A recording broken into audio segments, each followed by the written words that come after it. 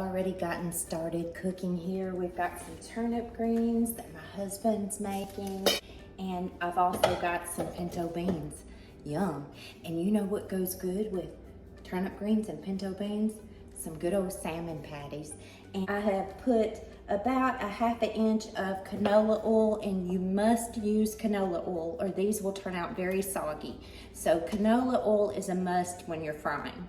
And then I have got it on low at the moment because I'm gonna go ahead and make these, and I don't want it to get too super hot while I'm talking to you and making these.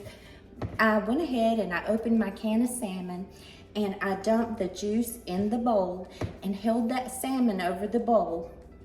And I actually carefully picked out all the bones and all the skin on the salmon because I don't like that. Now, some of you may like that. I've heard of people eating it and they say it's really good for you, but I'm not gonna eat that.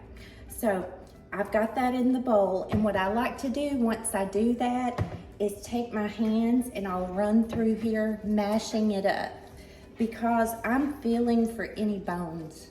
I don't find any, and I'm gonna wash my hands real quick. I don't really measure this. I tell you what, let's measure it. I'll measure it for you. So I'm gonna guess, I use equal parts, so I've got, okay, 1/3 cup of flour.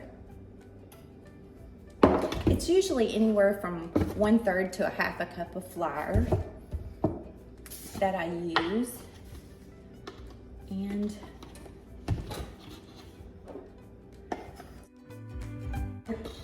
so you're gonna wanna make sure that you get the same amount of cornmeal.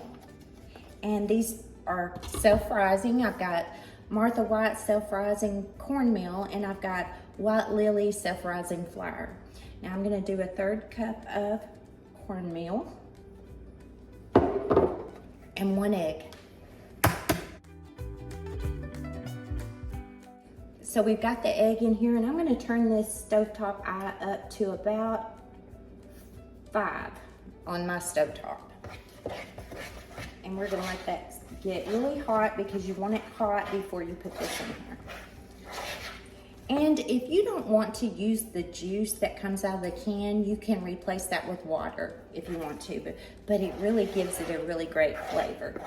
Now, some people tell me they put onions in them, and that's probably good, but my husband, he's like, no, do not mess with that recipe. He thinks I make the best salmon ever. I've had other people tell me they put lemon in there to take that fish taste out, but I actually like it. So if you don't, you can add a drop of lemon. And then we're just gonna mix this really well with this fork. You don't really want any chunks in it, or I don't like it chunky. It's like this. I hear my canola oil popping, so it's hot. I'm gonna cut it back to about a 3. I'm gonna wet my hands, and we're gonna fry up some salmon. When I was a young girl making them, I noticed that when my hands were wet, they patted out better.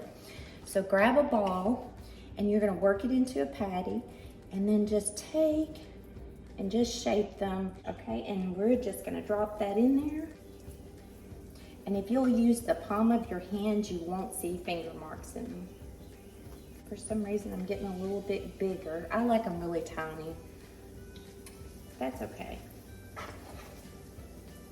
This 1 can of salmon, my recipe will make a whole iron skillet full of salmon patties. I do use an iron skillet for this. Now I'm gonna leave the temperature on a 4 because they look like they're frying really nicely. And you are going to need the absolute thinnest spatula you can find. I call this my trusty spatula. It is so old. I probably had it ever since I started housekeeping. I may have told y'all this, but my daughter tried to throw this away one time.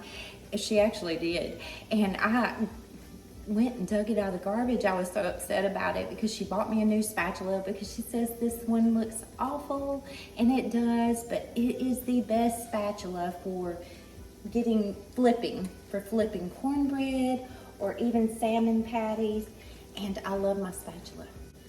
Now I'm noticing that they are starting to look a little brown around the edges. You want to flip the ones you put in here first. And if you'll tilt your skillet to the opposite direction, careful not to spill your canola oil, you can flip that without getting the grease, the oil on you.